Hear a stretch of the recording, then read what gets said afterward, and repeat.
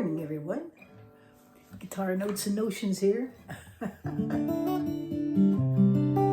believe it's going to be Thanksgiving coming up next week. We're coming right into it. And, well, let's see. I've been thinking here about what we could talk about today. It is morning, and I'm sitting here with my coffee. And got my Fort Cody cup here. I'm ready to go. And guess what? Today I thought I'd play a different guitar. This is my Yamamoto guitar. I bought it, probably about, I think it's been 11 years now. Yeah, because this is 2013. And it's a really neat little guitar because it's kind of a triple O size, I guess, because this is just a little over 15 inches with a 4-inch bout. And it does have a short scale. And so I think it's 24.9, something like that. Plus it's a 12 fret, kind of a 12 fret. It has a cutaway that brings you up to the 14th fret. So depends on how you look at this guitar. It's very unusual. It has the Manzer wedge. See the wedge? They call it the Manzer wedge, where it's kind of like a wedge of cheese. So that when you hold it, you know, it's very comfortable. Plus it has all these bevels on it. I lost count of the bevels. I think there's 3 or 4 on here. But they're just gorgeous, gorgeous koa bevels. And just a gorgeous instrument. Spruce top, cocobolo back and sides. And yeah, this is beautiful. And it's only gotten better with age.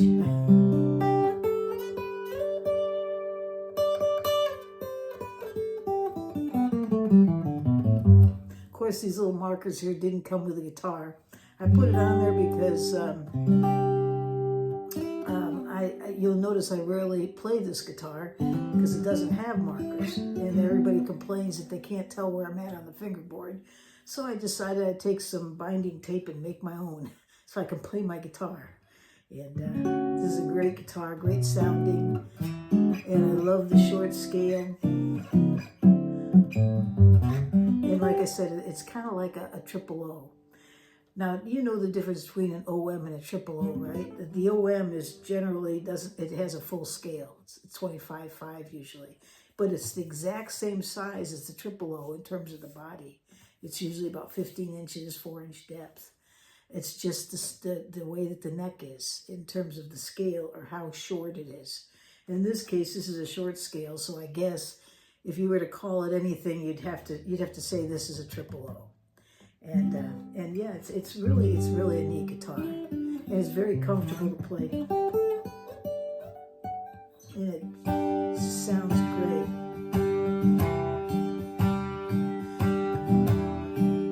Now Tony Yamamoto, I don't think he's building anymore. I know he left the country. He's back in his native country. And so you won't find them being made here anymore. He used to build in the Bay Area, but you can still find them used here and there. I know there's one for sale now used. I think it's somewhere around 5,000 used, but yeah, these are just amazing instruments. And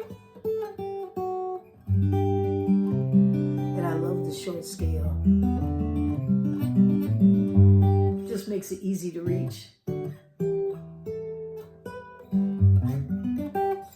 Awesome guitar. Anyways, that's not really what I wanted to talk to you about today. Oh, but before we get started, I do have a live coming up. It'll be next Tuesday. I think that's I don't know if it's the 27th or the 26th. I forgot. But you'll get an invitation coming up, and it is going to be next Tuesday at 6 p.m. And so I'll be putting that out today.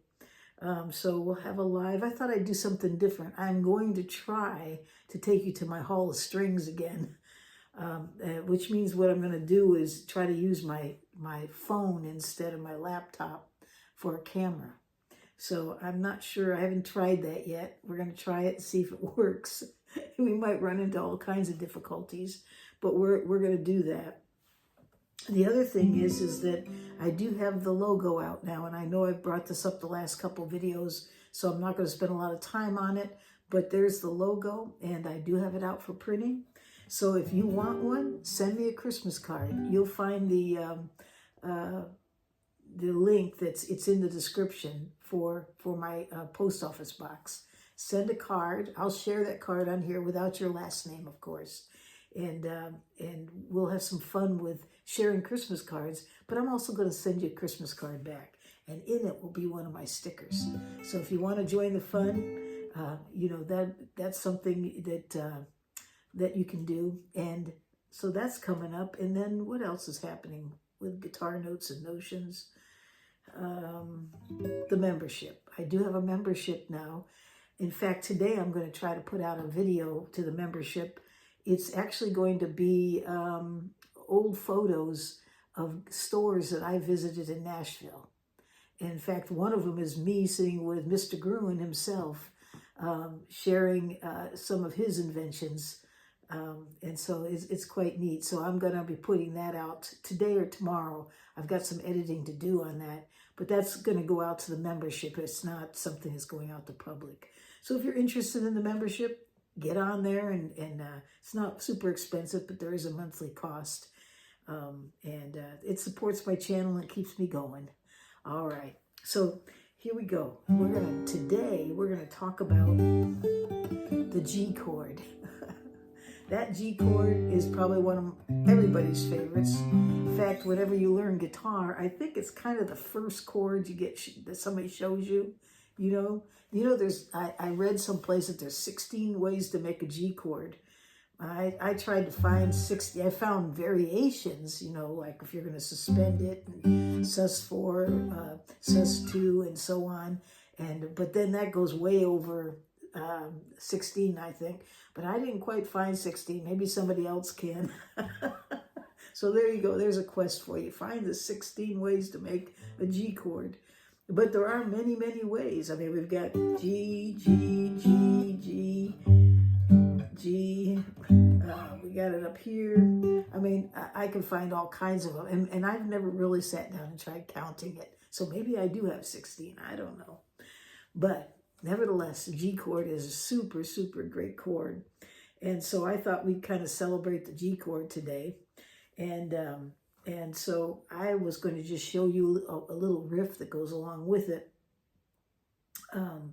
And we'll bring the G chord in a couple different ways. But I think it's probably our favorite because, like I said, it's one of the first you learn. In fact, you probably learned this just to play the bottom four and just on the 3rd fret, 1st string. Just press that down there and you got a G chord. So you can't get any easier than that. So, and it goes so nice with the ED.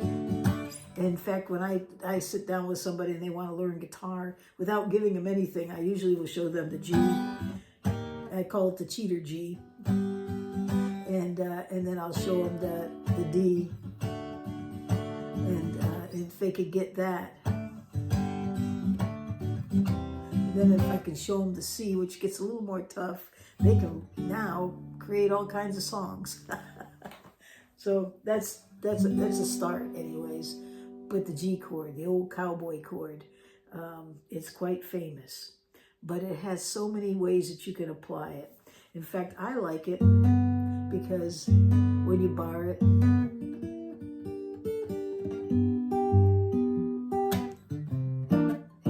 you can play off of it, and I think it's great to play along with. And okay, I'm back. I started out a video this morning and then I got sidetracked with 100 million different things. I've even been out in the rain. I'm back again to finish this video up. And where were we? Oh yes, we're celebrating G. So I want to go over the G chord, a few things. And as I stated, there's been thoughts that perhaps there's like 16 different ways to make a G. I think there's probably more. Of course, they're not true G's. They're related in the family of. But if you're just making a G chord, let's see.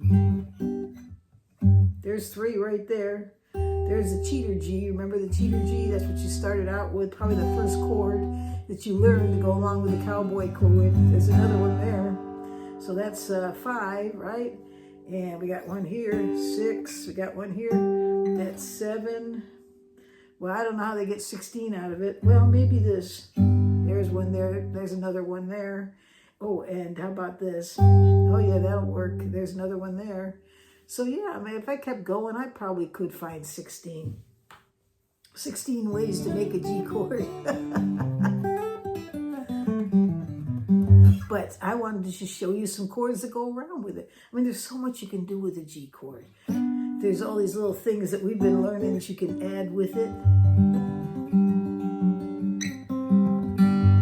It goes with that G chord, not to mention if you can get into some arpeggios. This is a really good arpeggio that goes with G. You start with your ring finger on the 3rd fret, 6th string, go to the 5th string to the 2nd fret, and then move up to the 5th fret, staying there on that on the 5th string. So it's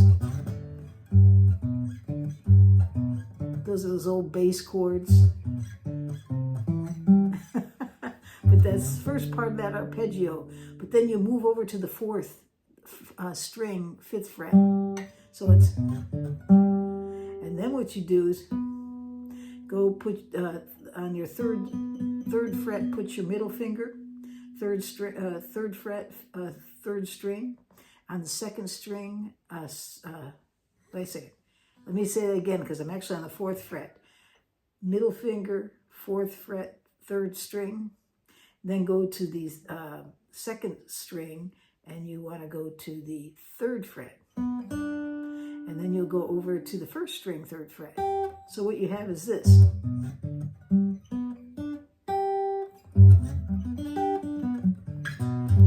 It's really neat, and you can add that.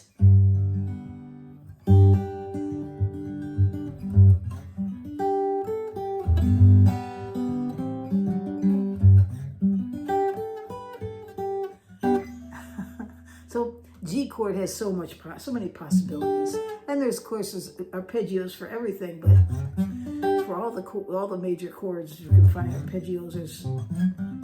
There's the C one, but anyways, I just thought I'd show that to you. Not to mention, there are so many scales that go with it.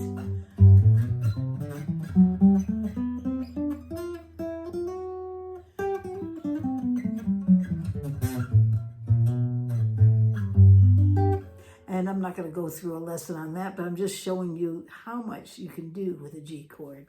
A G chord is great for strumming, and along with the C, in this case, it's C add 9, the D.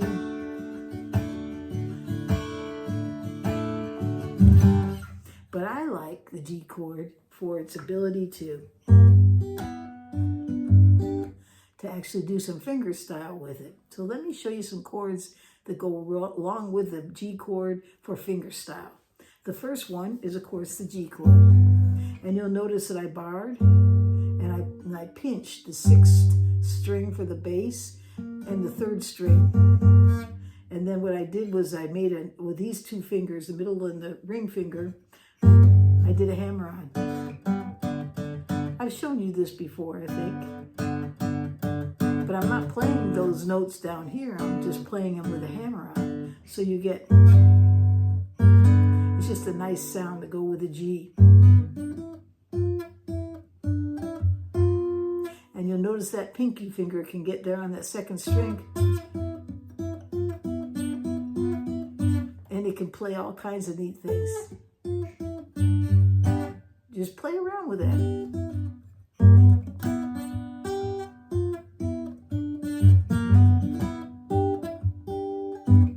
So another chord that goes with the G chord is called the C9. And that chord basically is the middle finger on the 5th string, 3rd fret. Take your 1st finger, put it on the the 4th string, 2nd fret. And then on that 3rd string, put your ring finger on the 3rd fret, and then on the 2nd string, put your pinky finger on the 3rd fret. And just play strings 5 through 2 there. And again, my thumb's dedicated. Well, actually, we're out of order. It would go like this if it would be thumb, thumb, first and second finger, because these three fingers are usually dedicated to strings 3, 2, 1, and the thumb takes care of the strings 6 through 4. So far we've got, isn't that neat? So now we're going to take something else that goes with that G chord. We're going to go to the A minor 7th. And basically what that is taking your pointer finger, putting it on the 6th string, 5th fret. And then take these 3 fingers and make the shape of the A, you know, the A chord, you know, you line them all up and just slide it down to the 5th fret. You see the chord chart there. There it is right there. So far we have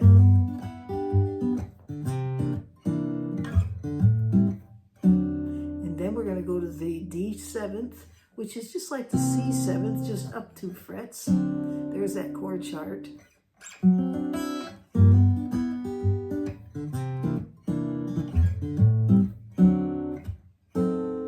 And here's one that I don't think I've ever thrown into any of this. It's an F sharp diminished, really, I think. Although I found it as on some chord charts stating it's an F sharp. And the reason why is because if you take that pointer finger and you go back 1 fret so that it's now at the 3rd fret, 4th string, right? That chord right there, it's going to be the F7th. But if you move it up, you're playing an F sharp right there. This note, it's an F sharp. So it makes this an F sharp, but it's really diminished. So F sharp diminished is what I'm going to call it. I might be wrong. It might just be an F sharp. So you tell me. So some of you scholars out there. But the way you do this chord is first finger is on the 4th string, 4th fret. And then your middle finger's on the let's see, what is that? The 2nd string, 4th fret. And then on the 3rd string, 5th fret, put your ring finger. And then on the 5th fret, 1st string, put your pinky. You'll see the chord chart there. Okay, there you go. It's all lined up. That's actually an easy one just to go right to it once you get used to it. It's like making a D shape right here. Except you're over 1 set of strings, right? Instead of here's the D, you're moving it over 1 string. And you're up at the 4th fret. And then put that pinky down right there at the 5th fret on that 1st string. That's an F sharp. I'm calling F sharp diminished. And there's my dog hailing in the moment. So what do we have so far?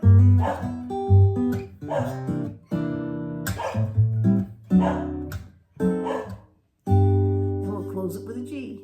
How's that? Now look, you don't have to stay with that progression. You can do all kinds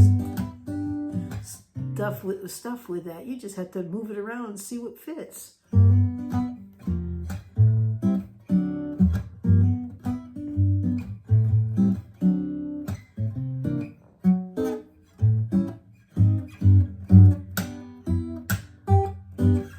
Kind of fit. That one got a little sloppy. But anyways, so that's what we have for you today.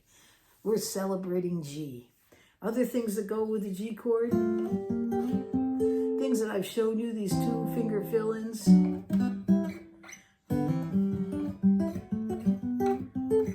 You'll find charts, you'll find some videos on that. But it goes with that G chord so nice.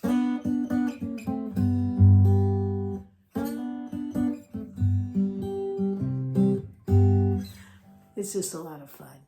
So celebrate G with me today. Try to learn those chords, particularly that F sharp diminished.